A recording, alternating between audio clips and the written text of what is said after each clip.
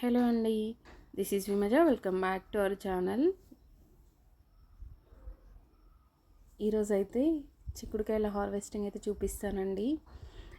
చిక్కుడుకాయలు ఈ సీజన్లో చాలా దొరుకుతాయి కదా. ఇక్కడ అయితే ప్రతి ఇంట్లో అయితే చెట్లు ఉంటాయండి. అండ్ ఒక్కొక్కరింట్లో చాలా చాలా దొరికిపోతాయి. అండ్ ఎక్కువ చిక్కుడు తీగలే ఉంటాయి. ఈ చిక్కుడు తీగల్ని అంటే ఈ చిక్కుడుకాయలు పెద్దగా అయ్యాక అంటే గింజలు ఎక్కువ ఉంటాయి కదా, గింజలు ముదిరిపోయాక అవి చెట్టు మీదనే ఎండనిస్తారు.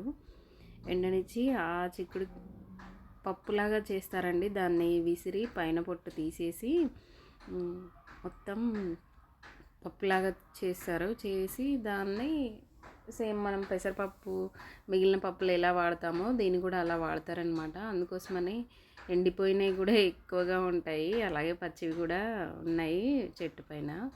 చూడండి, అన్నీ చాలా ఫ్రెష్, వితౌట్ ఎనీ ఫర్టిలైజర్, అంతా ఆర్గానిక్ అనమాట. చూడండి, ఎండిపోయినవి కూడా అండ్ పచ్చివి కూడా ఈక్వల్ క్వాంటిటీలో అయితే ఉన్నాయి. చిక్కుడుకాయలు మామూలుగా ఈ సీజన్లో ఎక్కువ దొరుకుతాయి కదా, అండ్ టేస్టీగా కూడా ఉంటాయి. చూడండి, అసలు గుత్తులు గుత్తులు ఎంత బాగున్నాయో. చిక్కుడుకాయల్లో కూడా రకరకాల టైప్స్ ఉంటాయండి. కొన్ని షార్ట్గా ఉండేవి, ఇవైతే పెద్దవిగా ఉండేటివి. అండ్ కొన్ని ఏమో వెడల్పుగా ఉంటాయి. ఇదైతే పొడవుగా ఉండే రకం అన్నమాట. చూడండి, ఆల్రెడీ ఇంకా ఎండింగ్ సీజన్కి అయితే వచ్చేసింది చిక్కుడు కాపు అనేది. అండ్ ఉగాది అయిందంటే చిక్కుడు తీగ మొహం అయితే చూడొద్దని అంటారు. సో ఉగాది వరకు అయితే ఈ చిక్కుడు తీగనైతే మొత్తం కోసేస్తారు. అప్పుడైతే ఆ ఎండిపోయిన మొత్తం సపరేట్ చేసి ఇంకా దాన్ని ప్రాసెస్ చేస్తారు.